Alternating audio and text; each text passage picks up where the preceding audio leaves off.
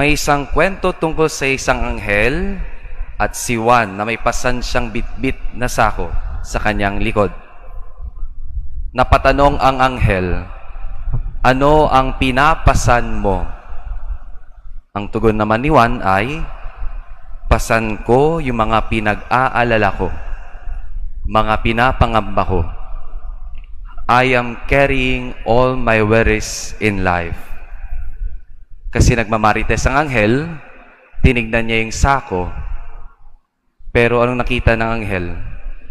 Wala itong laman. Ang iwinika ng anghel, "Ano ang mga pinag-aalala mo?" Sagot naman ni Juan, dalawang bagay. Una, yung nangyari kahapon. At ikalawa, yung mangyayari sa kinabukasan.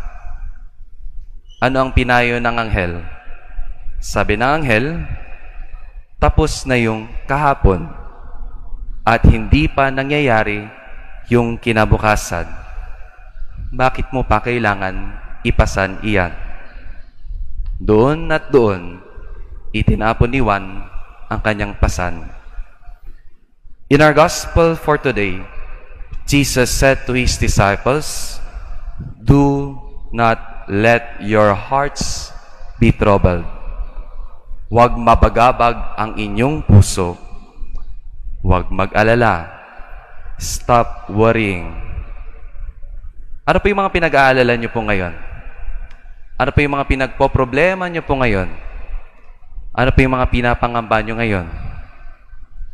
Tanong ko po, ano ang gamot sa pag-aalala? Ang sagot, pag-aalala. Ang sagot sa pag-aalala ay pag-alaala.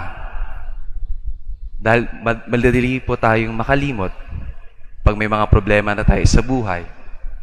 We have so many worries in life that we tend to forget God's love for us. May mga inaalala ka ba?